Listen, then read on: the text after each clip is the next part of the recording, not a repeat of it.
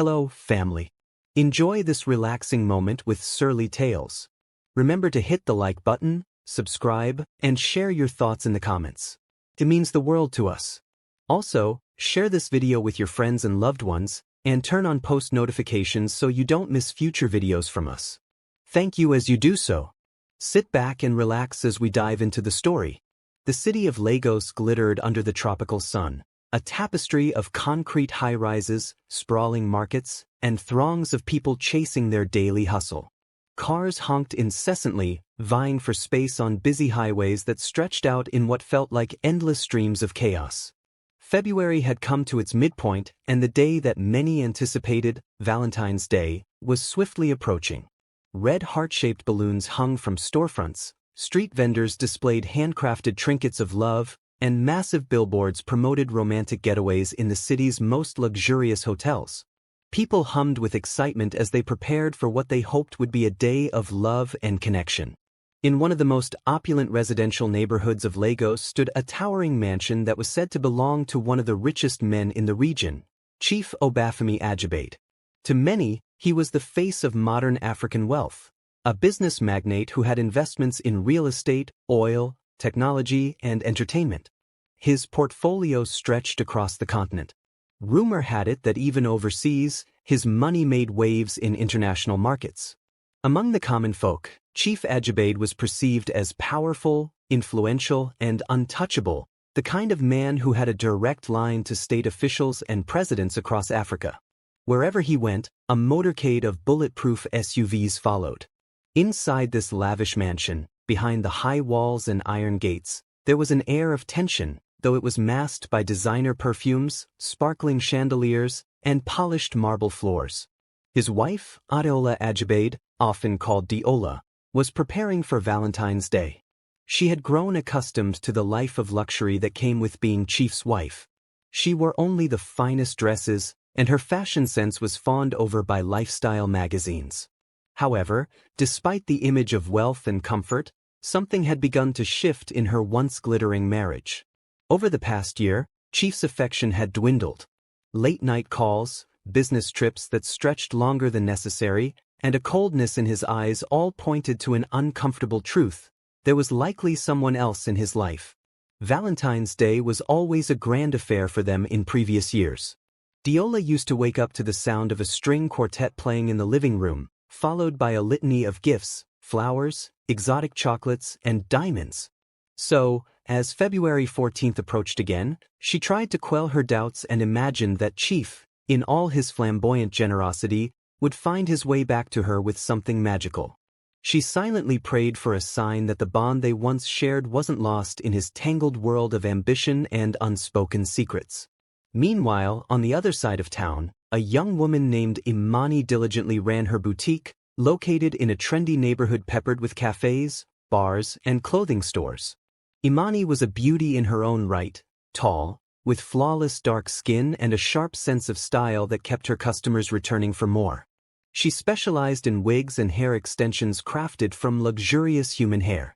She had worked hard to build her little empire, even if the flashy mania of Valentine's Day made her cautious of men's sweet words and empty promises. Still, she couldn't help but dream about a day she might be swept off her feet by real love, and not just expensive gifts that disguised disloyalty or half-truths. Unbeknownst to Diola, Imani was the woman who had recently caught Chief's eye. Their clandestine relationship started as a casual business arrangement. Chief had been scouting for local entrepreneurs to invest in, and Imani's boutique seemed like a promising venture. Their professional meetings soon evolved into dinners, and dinners led to more intimate rendezvous.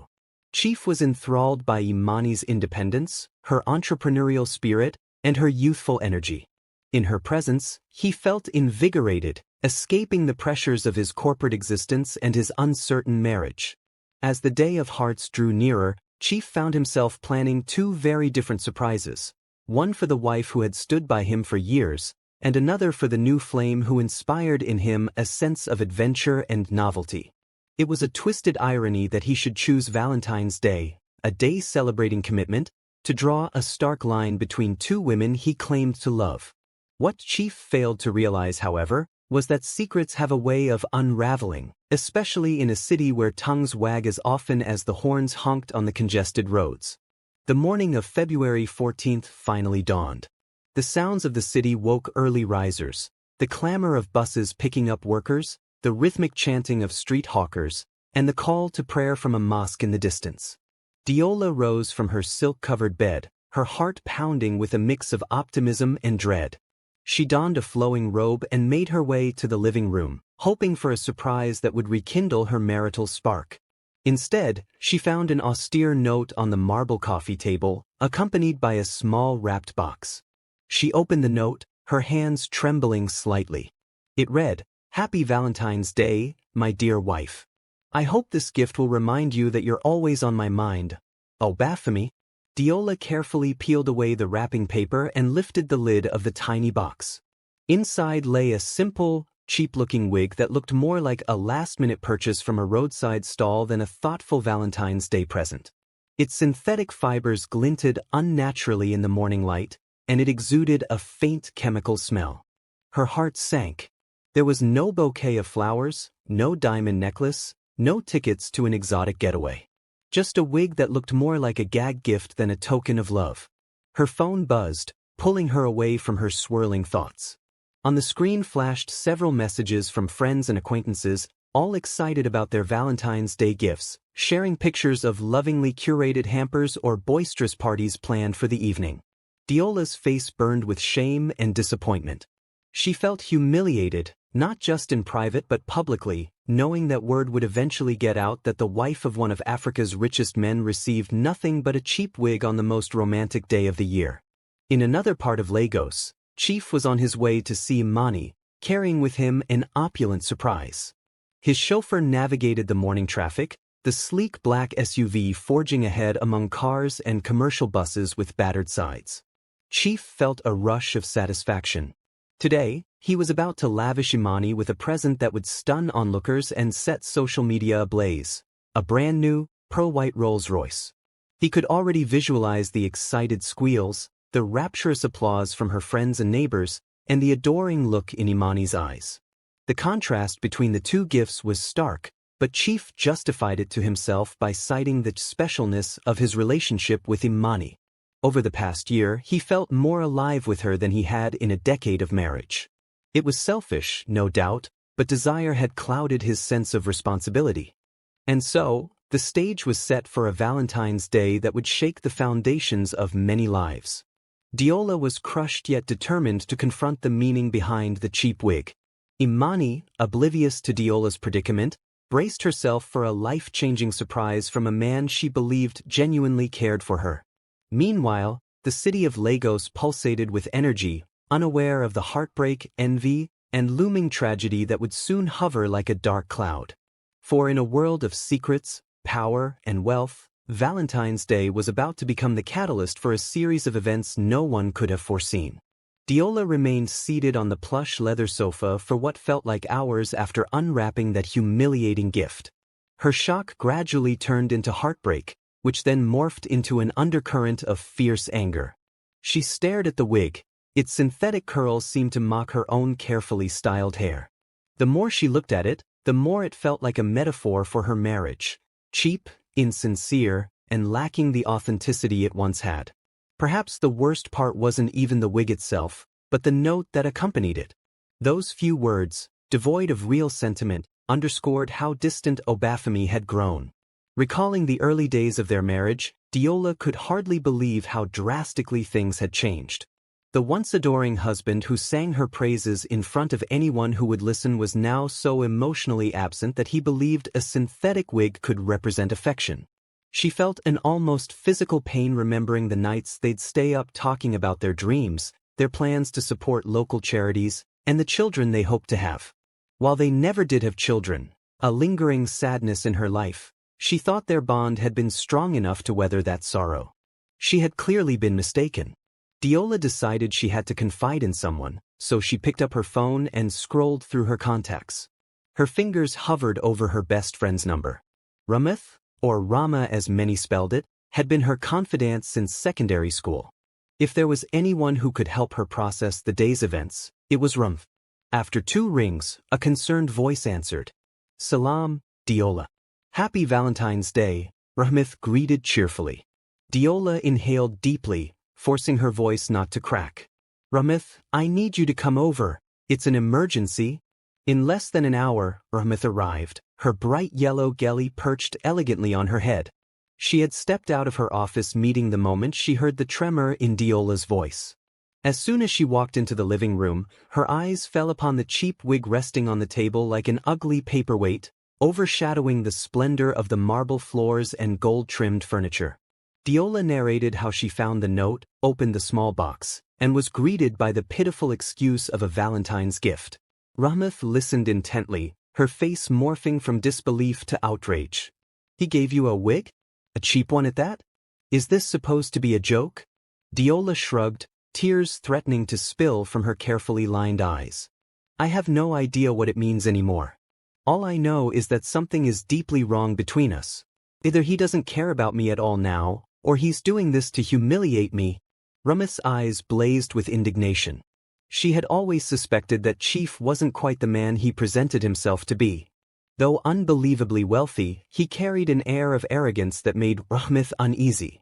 This wig fiasco only confirmed her suspicions. What do you want to do? She asked softly, placing a comforting hand on Diola's knee. I want to find out the truth, Diola replied, her voice shaking. I know there's another woman, or maybe more than one. I'm not even sure I care about the specifics anymore. But I need to see for myself. If he's going to humiliate me, then I won't sit quietly. Meanwhile, across town, Chief's grand plan was unfolding. He had rented out an entire courtyard in a swanky district for the unveiling of the Rolls-Royce. The courtyard was tucked behind a luxury hotel, draped in red and gold ribbons for Valentine's Day. A group of saxophonists stood ready to play romantic tunes, and elegantly dressed waitstaff circled with trays of champagne flutes. Imani had been whisked away to the hotel spa under the pretext of receiving a small treat. She had no idea the magnitude of the surprise waiting for her. The few staff members who knew Chief's identity and the nature of the event exchanged whispers, their eyes wide with excitement. To them, this was the stuff of fairy tales, a billionaire gifting a brand new super-luxury car on Valentine's Day. Even so, Chief remained wary. There was an itch in the back of his mind that wouldn't let him rest, a subtle guilt clawing at him. He couldn't shake off the image of Diola waking up that morning, finding the flimsy gift he'd left behind. Part of him felt a pang of regret, but he pushed it aside, justifying his actions with the notion that it was time for fresh energy in his life. He reasoned that he had provided Diola with a lifetime of comfort, designer clothes, mansions, and an extravagant lifestyle. She'll survive one small disappointment, he mumbled to himself, adjusting the lapels of his sharply tailored suit. In the spa, Imani reclined on a plush chaise lounge in a private room that smelled of jasmine and lavender. She was clad in a luxurious white robe, courtesy of the hotel. Warm steam rose from the hot tub, blurring the edges of the environment in a gentle haze. A part of her still couldn't believe that Chief had sent a personal chauffeur to pick her up and had then booked an entire day of pampering.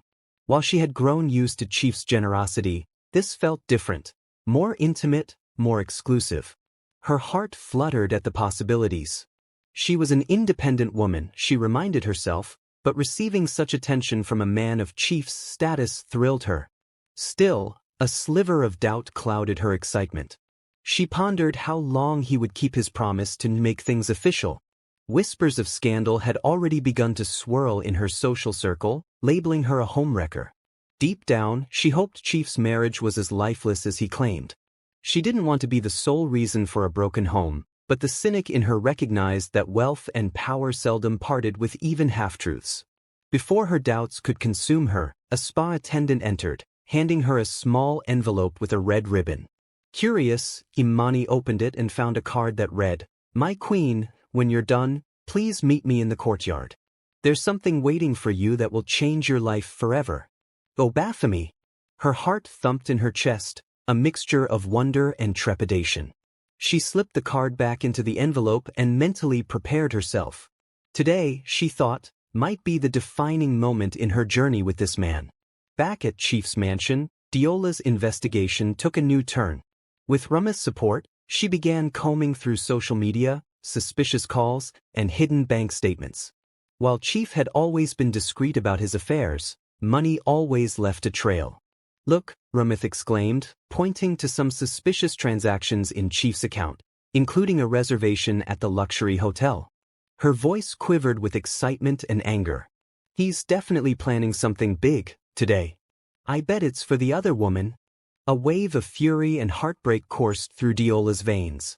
She thought of confronting him publicly, revealing his treachery in a manner that would shock their aristocratic social circle. But first, she needed confirmation, visual proof that her husband was indeed spending Valentine's Day with another woman and showering that woman with the affection she used to receive. Diola's phone buzzed. It was her driver, telling her that the car was ready if she wanted to leave the house. She decided to gather her strength and confront the reality. "Let's go," she told Rumith, steeling her heart for whatever lay ahead. Rumith nodded, determined to stand by her friend's side. In the courtyard, the final touches were being made. The Rolls-Royce was concealed under an opulent red silk cover, and the saxophonists were practicing a romantic ballad. Everything was set for the grand reveal. Chief paced around, his thoughts flitting between excitement for his grand gesture to Imani and a gnawing fear that Diola might catch wind of it.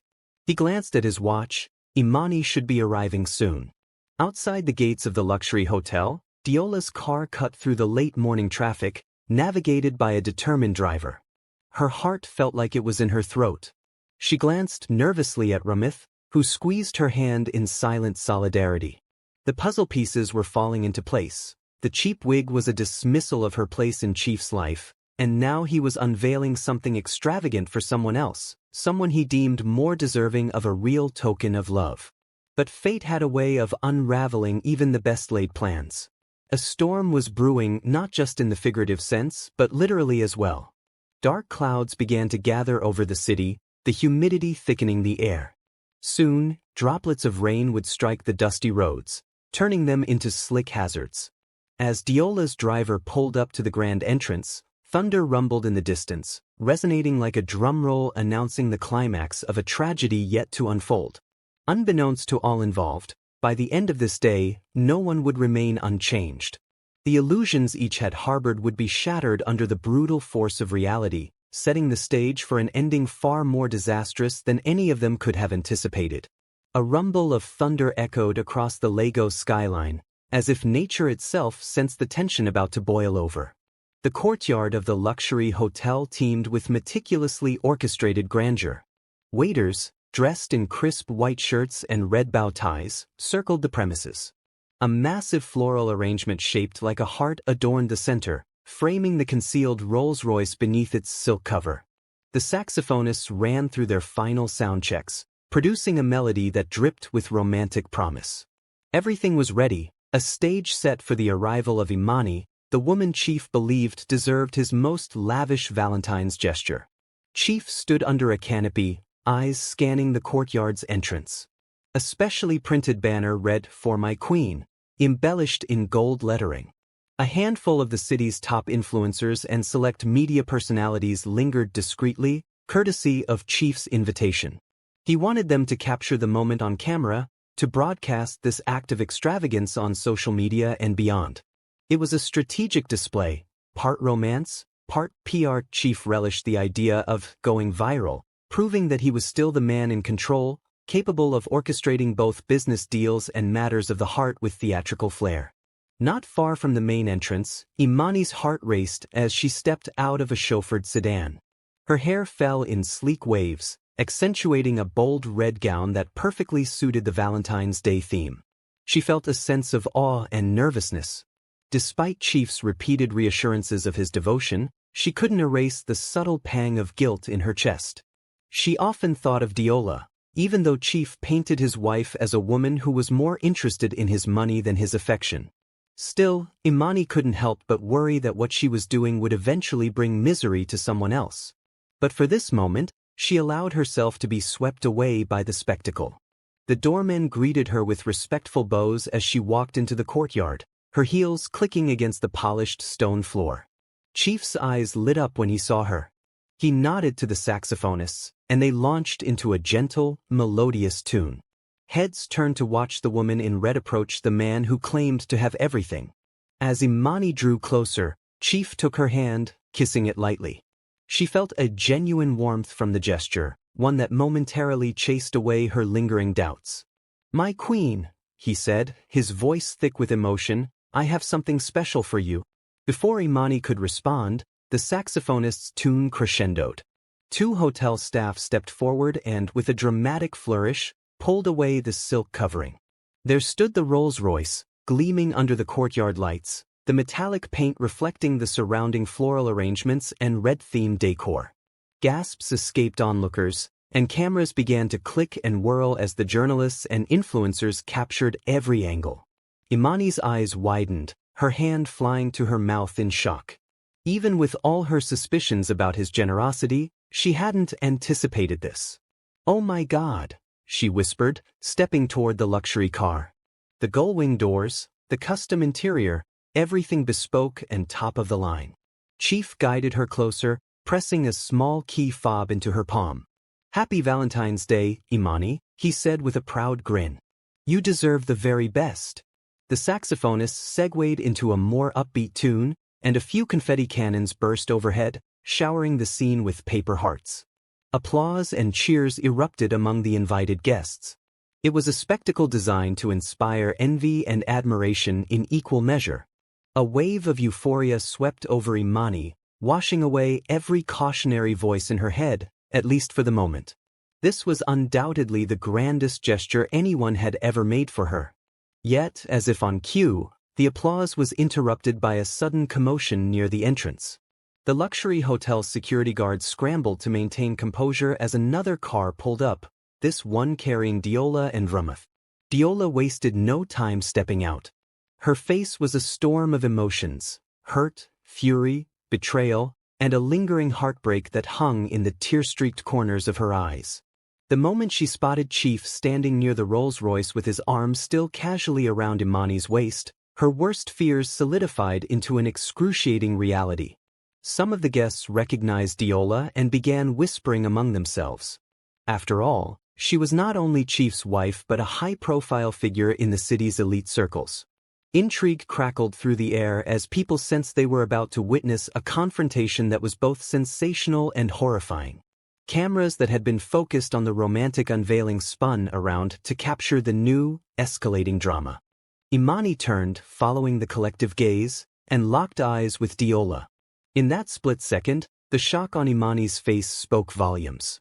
She had never before seen Diola up close, though she had scrolled through pictures online. Meeting in such a dramatic public scenario was something she had never intended or imagined. The guilt she had pushed aside came roaring back, tying her stomach into knots. A hush fell over the courtyard as Diola moved closer, her steps heavy with indignation. Rumeth stayed close behind her, prepared to intervene if things spiraled out of control. Diola's eyes darted from Imani to the glistening Rolls-Royce, then to Chief, whose smug excitement had dissolved into a look of panic. "So this is where you've been spending our money?" Diola spat, her voice trembling with rage. "A Rolls-Royce for your mistress while your wife gets a filthy, synthetic wig?" A collective gasp rippled through the crowd, and a couple of journalists stealthily switched their cameras to video mode, sensing they were about to record something sensational. Chief raised his hands as though to soothe her. "Diola, please, let's not make a scene," he tried to say, but his voice was drowned out by the fury in Diola's tone. Rumeth placed a hand gently on Diola's shoulder, but Diola shook it off, stepping forward until she was nearly face-to-face with Imani. Though Imani was taller, Diola's gaze seemed to pierce right through her. "You?" she hissed, tears slipping down her cheeks. "Do you understand what you're doing? You're tearing apart a family, taking away years of my life, all for this man's money?" Imani's lips quivered, and for a moment she seemed to shrink under Diola's stare. I never meant." "Yes, you did," Diola snapped, her voice echoing in the courtyard's stunned silence. "You knew he was married. You knew he belonged to someone else. But you let him buy you cars and gifts. What does that make you?" Chief attempted to insert himself between them, but Diola pushed him away with surprising force. "Don't you dare," she warned, eyes flashing. "You've made me a laughingstock, Obafemi." He tried to muster some composure, though he was aware of the cameras recording every word. "Diola, we can discuss this in private. Please, let's not give these people a show." "A show?"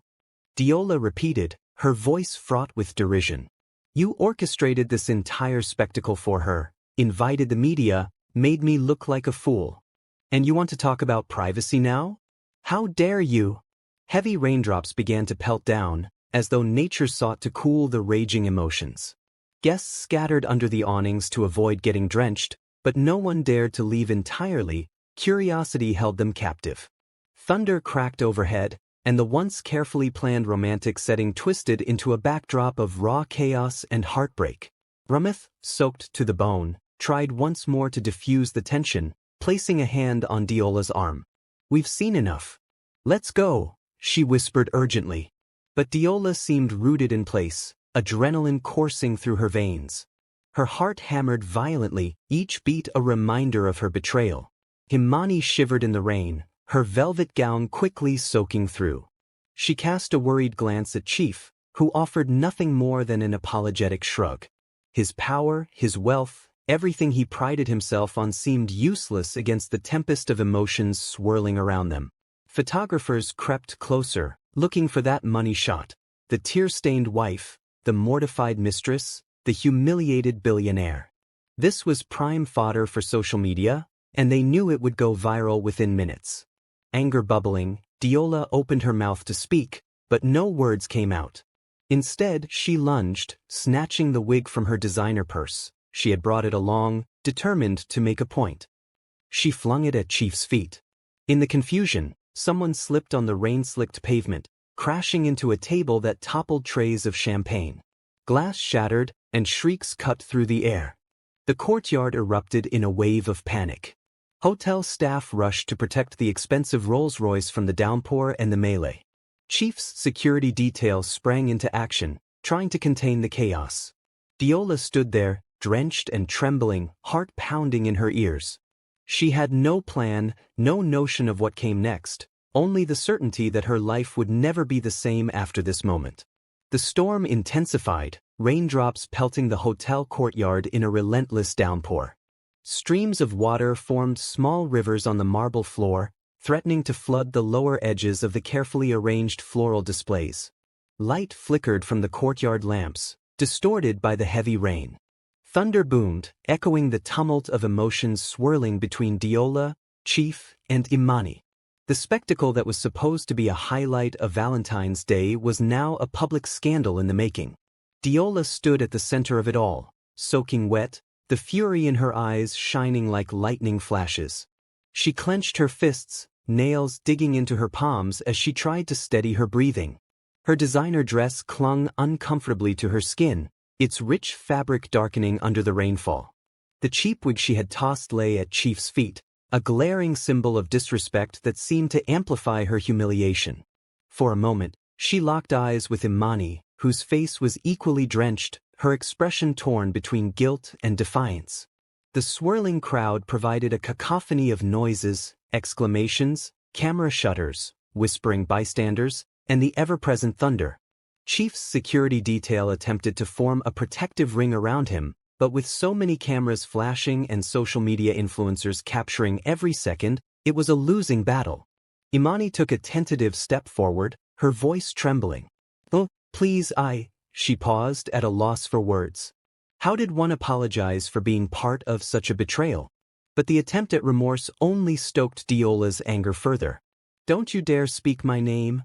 Diola spat, her voice cracking. She felt an almost physical ache in her chest, the devastation swallowing her better judgment. "You're standing here, drenched in my husband's money, acting like you're a victim." Chief, caught between them, lifted his hands in a placating gesture. "Can we move inside and sort this out privately?" he pleaded, but the thunder drowned out his voice. The cameras whirled closer, catching every flicker of expression. This was the moment that would be uploaded, shared, and dissected across countless channels.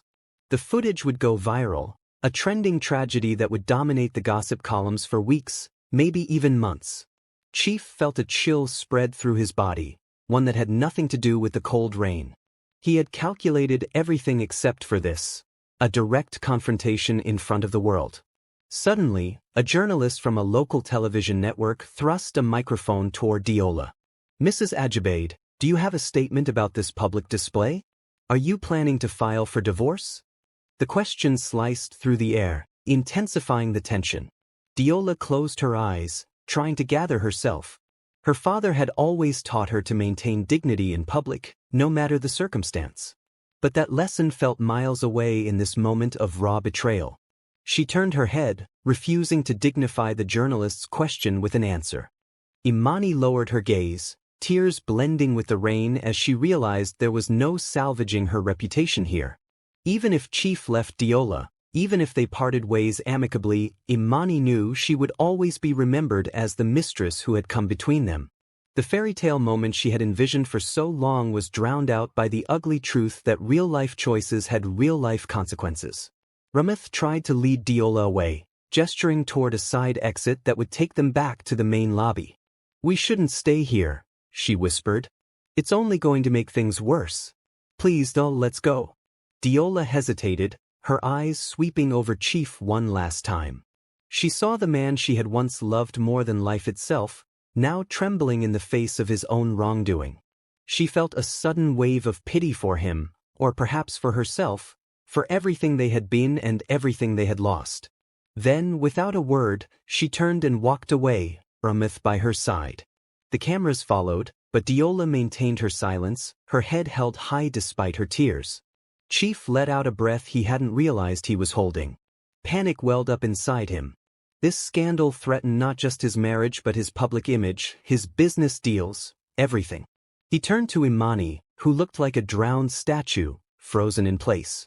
The resentment in her eyes told him that she felt betrayed as well. He had promised her a day of pure joy, but it had become a nightmare.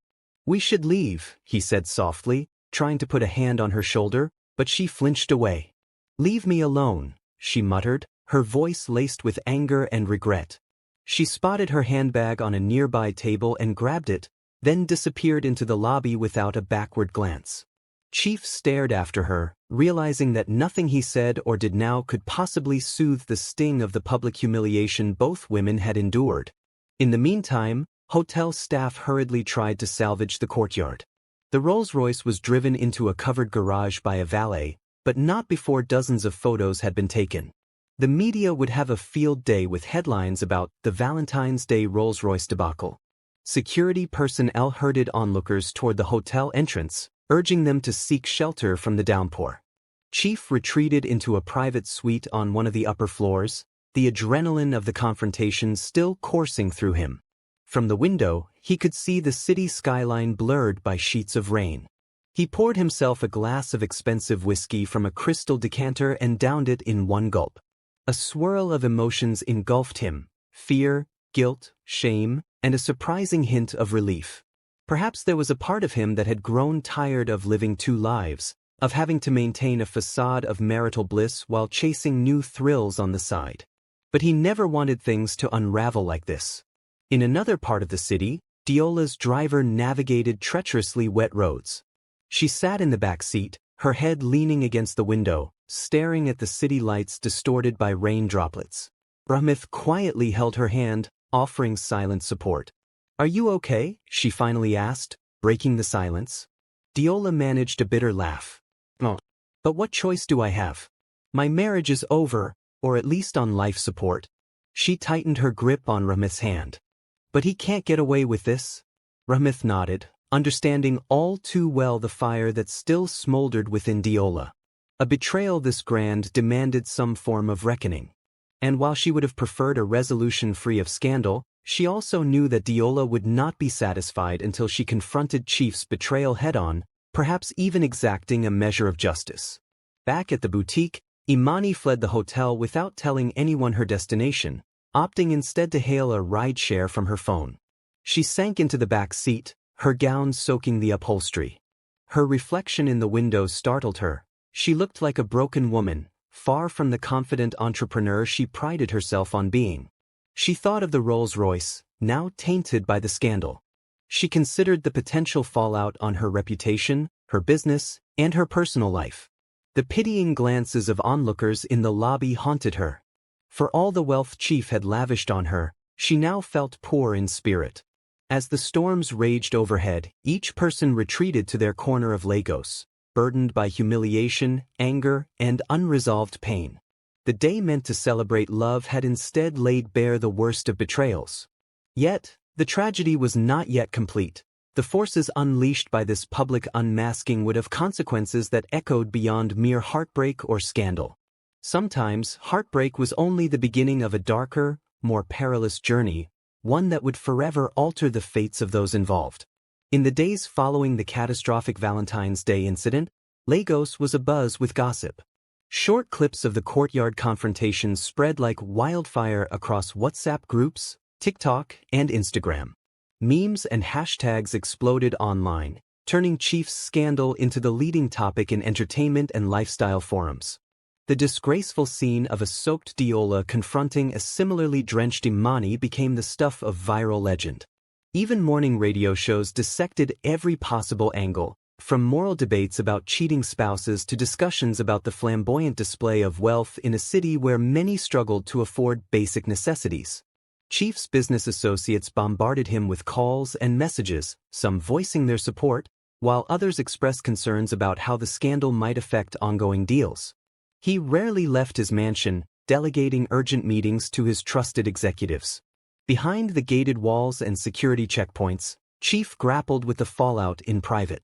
In an attempt to control the narrative, he released a short statement via his PR team, claiming that the incident was a personal matter and requesting that the public respect everyone's privacy. The statement did little to quell the uproar. Diola, for her part, found refuge in Ramith's suburban home on the outskirts of Lagos. The property wasn't as luxurious as her marital mansion, but it was peaceful, tucked away from the prying eyes of paparazzi and gossip mongers. With the help of a legal advisor, she began sorting through the paperwork related to her marriage, prenups, assets, and bank statements. She knew that if she filed for a divorce, there would be a complex financial tangle to unravel. Still, it wasn't the money that kept her awake at night. A part of her still yearned for Chief, the man she had once adored. She questioned whether she was truly ready to uproot the life she had painstakingly built around him, even though he had so callously thrown it away. One afternoon, as the sky threatened another bout of rain, Diola sat at Ramith's dining table, sifting through documents. She wore a simple Ankara gown, her hair wrapped in a protective scarf. The once elegant socialite now looked weary and contemplative. Ramith placed a cup of hot ginger tea in front of her. "You need a break," she said softly. "You've been buried in these files for hours." Diola offered a weak smile. "I know, but I need to understand every angle before confronting him again. I want to make sure he doesn't just walk away unscathed." Diola offered a weak smile.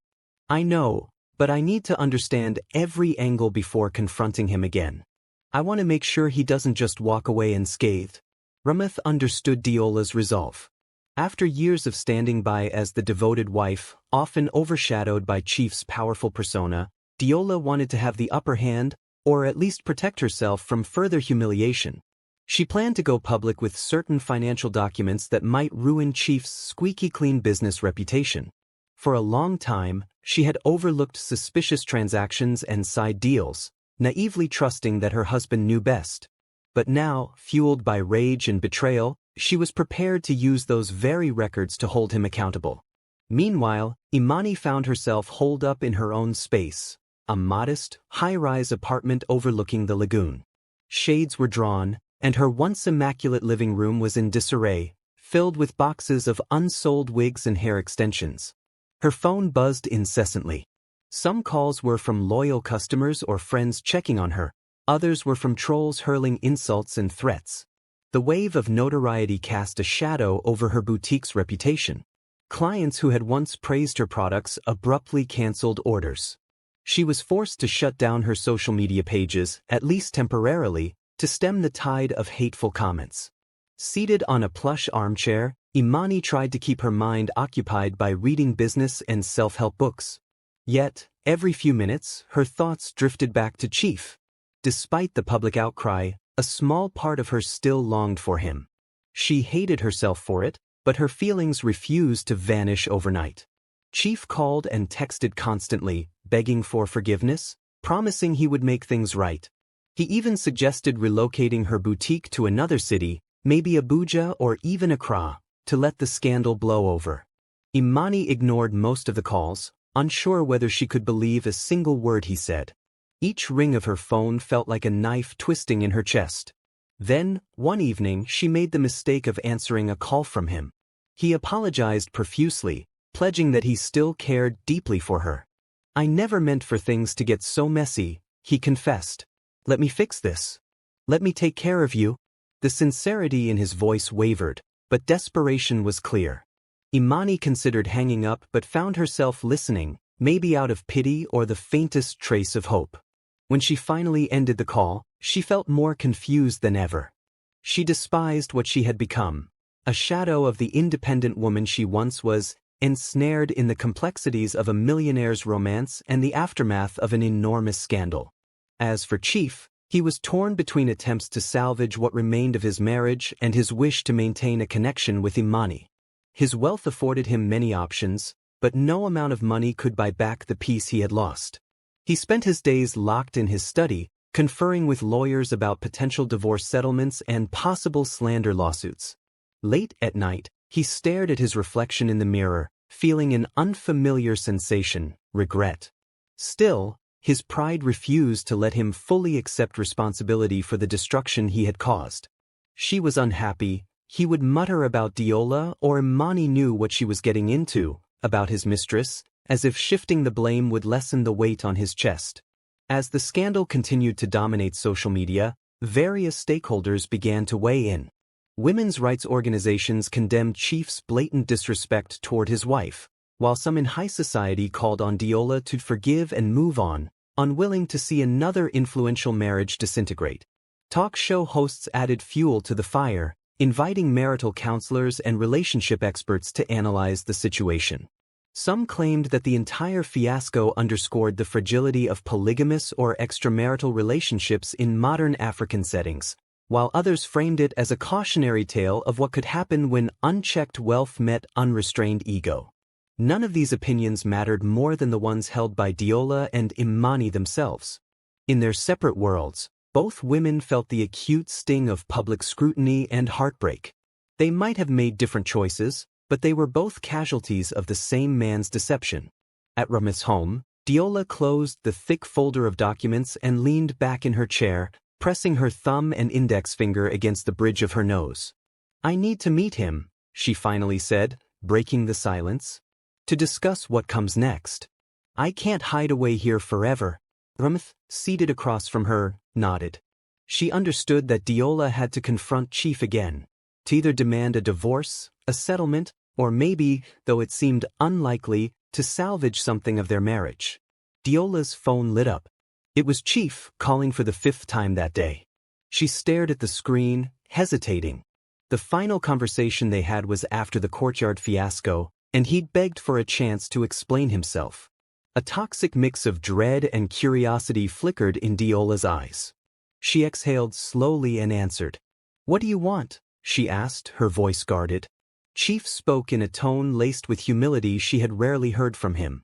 "I just want to talk. We can meet somewhere neutral, if you prefer." Diola's free hand clenched into a fist. "Fine," she replied, swallowing her pride. "Text me the time and place." She ended the call before he could say another word, tossing the phone onto the table. Ramith raised an eyebrow. "You're going alone?" Diola gave a curt nod. "I have to. This is between me and him."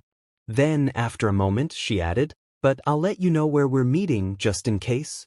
A soft rumble of thunder signaled yet another approaching rainstorm.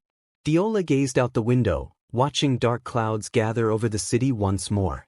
She wondered if this was an omen, another tempest on the horizon, poised to upend their fragile sense of stability.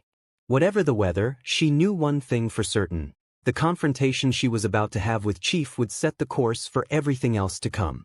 And with the media hounding them and emotions still raw, the potential for disaster loomed larger than ever. Nightfall blanketed Lagos, its neon signs and streetlights flickering against a heavy sky. The streets were still damp from the earlier rain, and a humid breeze carried the scent of wet earth mixed with car exhaust. Diola's driver navigated a black SUV through the city's bustling nightlife, weaving past crowded markets and noisy bars. Her destination was a discreet, upscale restaurant in Victoria Island, one of the few spots where influential people could converse away from the public eye. Even so, reporters were known to stake out the perimeter, always eager for a scoop on the high and mighty.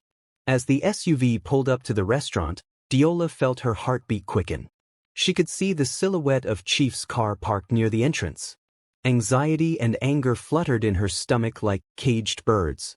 Dressed in a simple yet elegant black gown, she stepped out of the vehicle, ignoring the curious glances of a doorman who quickly shuffled to open the door for her. The quiet clink of silverware and low murmur of hushed conversations greeted her upon entry. An attentive hostess guided her to a private room at the back, partitioned off by floor-to-ceiling glass panels draped with velvet curtains. Inside, Chief sat at a small table, a half-empty glass of water in front of him. He rose as she entered, adjusting his suit jacket. His eyes flickered with relief and nervousness. "Thank you for coming," he said quietly, motioning for her to sit. Diola offered no greeting, merely taking the seat across from him, her posture rigid. For a few moments, they regarded each other in silence. The tension was palpable. She noticed how tired he looked, dark circles under eyes that had once sparkled with confidence. But sympathy wasn't part of her emotional repertoire tonight. She had come for answers, possibly closure. "Talk," she demanded, crossing her arms over her chest. Chief swallowed hard. "I made a terrible mistake," he began, words stumbling awkwardly out of his mouth. "I allowed myself to be swept up in something new, something that felt exciting. But it meant nothing, Diola. It doesn't compare to what we have, what we've built. I realize that now." She snorted in disbelief, recalling how passionately he had flaunted Imani and the Rolls-Royce. "It meant nothing? You humiliated me in front of the entire city. And you expect me to believe it meant nothing?" He lowered his gaze, hands clasped around the glass of water. "I don't even know how to justify it. I was wrong in every way. All I can do is apologize, to you and to Imani. I've hurt both of you." "You've done more than hurt us," Diola interjected, her voice quivering with pent-up rage. "You've made me a laughingstock. Do you even understand how publicly this has played out? My parents, my friends, everyone sees me as the wife who got tossed aside for a mistress with a flashy car." Chief rubbed his temples, regret evident in his eyes. "I know the damage is done, but I'm willing to make amends. I'll sign over more assets to you, make sure you're taken care of financially. If you can find it in your heart to forgive me." "Stop," Diola said sharply, pressing her palm against the table. "This isn't about money, Obafemi. It's about your betrayal, your blatant disrespect. A cheap wig. Are you serious? That's all your wife of 10 years deserved?" She shook her head in disbelief. "Don't insult me by thinking I came here for a payout." Chief paused, uncertain how to proceed. He had prepared for an argument, but not for this unyielding wall of fury. "I just want you to know I'm willing to do whatever it takes," he murmured finally. "I'll end things with Imani. I already told her we need to keep our distance. We can move forward, you and me." A cold laugh escaped Diola's lips. "And you think that fixes everything? That I'd just waltz back into your arms because you decided you're done with her?" She leaned forward, a flinty resolve shining in her eyes. "I don't think you understand. I'm not certain I want you anymore, Obafemi." The words hung in the air, slashing through Chief's faint optimism. For the first time, he realized that his money and influence might not be enough to salvage his marriage. Diola had discovered a backbone that threatened his sense of control. Before he could respond, the door to the private room slid open. A waiter entered, discreetly placing 2 menus on the table and pouring water into Diola's glass. The atmosphere was uncomfortably formal. Neither Diola nor Chief had the appetite for food. The waiter, sensing the tension, quickly excused himself. Outside, a sudden roar of thunder heralded another wave of heavy rain. The downpour hammered the restaurant's rooftop, matching the pounding of Diola's heart.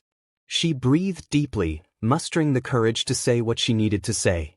"I will not let you humiliate me again," she began, her voice steeled with emotion. "If we do move forward, it will be on my terms. But right now, I'm leaning toward a divorce. I've already consulted lawyers, and I have enough evidence to make sure you don't come out of this unscathed." Chief stiffened, his face turning a shade paler.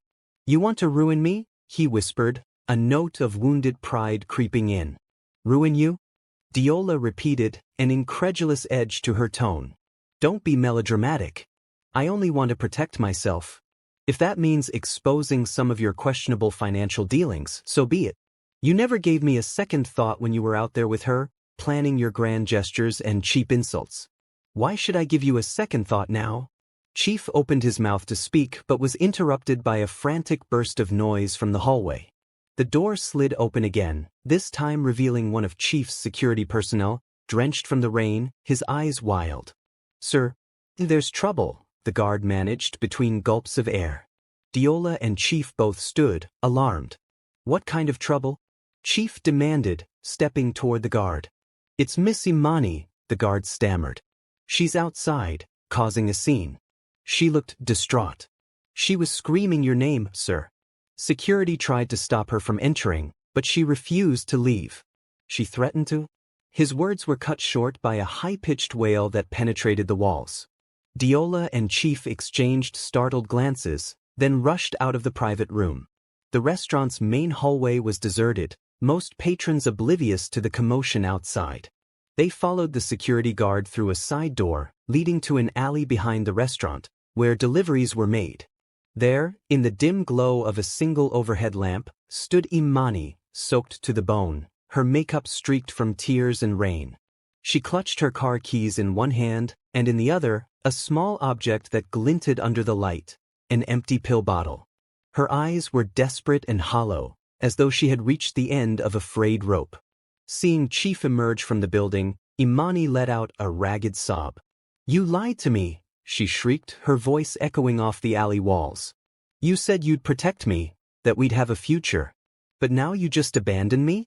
Let me rot in my shame?" Chief took a cautious step forward, hands raised in a placating gesture. "Imani, calm down. We can talk about this," he pleaded, but his voice quivered. Diola hung back, shocked by the scene. As much as she despised the role Imani played in her marital downfall, she couldn't help but feel alarmed at the woman's apparent despair. "Talk?" Imani's laughter was brittle, teetering on hysteria. "All you do is talk. My boutique is in shambles, my reputation is destroyed, and it's all because I believed in you. You used me just like you used your wife." Her gaze flicked to Diola, as if acknowledging the shared pain. Diola stared, momentarily speechless. The harsh reality of Imani's words resonated in her mind. They were both casualties of Chief's manipulations. Lightning lit up the sky, revealing Imani's trembling figure. I don't want to live like this anymore," she muttered, eyes flickering with desperation. She held up the pill bottle. "I took them all. A handful of sleeping pills." Panic seized Chief. "What?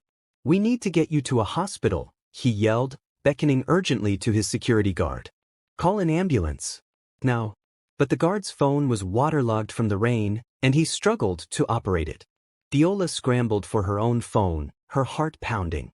She managed to dial emergency services, shouting the address into the receiver. Imani staggered, her legs giving way beneath her as the pills started to take hold. Chief lunged forward, catching her just before she collapsed onto the wet asphalt. Diola knelt down too, raindrops mixing with her tears. In that moment, the bitterness and anger that had consumed her minutes earlier were overshadowed by concern for another human life. "Stay with us," Chief murmured, cradling Imani's head. Her eyes rolled back, her breathing shallow. Within minutes, sirens blared at the end of the alley, light flashing as an ambulance pulled up. Medics rushed to stabilize her, hoisting her onto a stretcher and ushering her into the vehicle. Chief climbed in alongside the medics, not bothering to look back at Diola. Her clothes were drenched again, her limbs shaking from a mixture of cold and adrenaline. As the ambulance sped away, sirens wailing into the night, she stood there in the rain, haunted by the sight of Imani's limp form and Chief's frantic expression. And in that quiet, rain-lashed alley, Diola felt the weight of a dark, terrible realization. No matter how this tragedy resolved, the damage was irreparable. Their lives had become an entangled mess of lies, betrayal, and despair. The illusions of love had crumbled, leaving only broken pieces that cut deep. The cheap wig, the Rolls-Royce, symbols of a twisted Valentine's Day, had sparked a chain of calamities none of them could have foreseen. And as the storm raged overhead, it seemed that any semblance of a happy ending had washed away with the torrential downpour, leaving in its wake a tragedy that would haunt them for the rest of their days. The end. If you enjoyed this story, we invite you to give it a like and subscribe to our channel. Your support motivates us to keep bringing heartwarming stories almost every day. We are very grateful for your support. See you soon.